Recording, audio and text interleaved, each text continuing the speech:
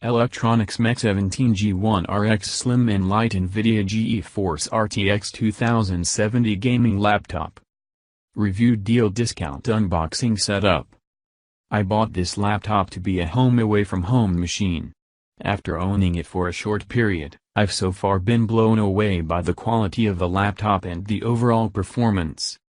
Pros: beautiful Full HD 144Hz display.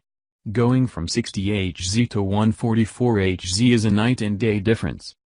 Battery life surprisingly capable as an unplugged machine when doing light workloads.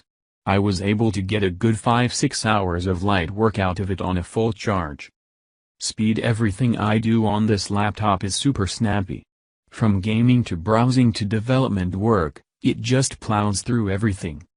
There's every port you could want on this thing. A USB-C, 2 mini DisplayPort, HDMI, 2 USB 3.0 Type A, 1 USB 2.0 Type A, Ethernet South Dakota card reader and dedicated audio, microphone 3.5mm headphone jacks. Price $1,500 for a machine of this caliber is honestly astonishing.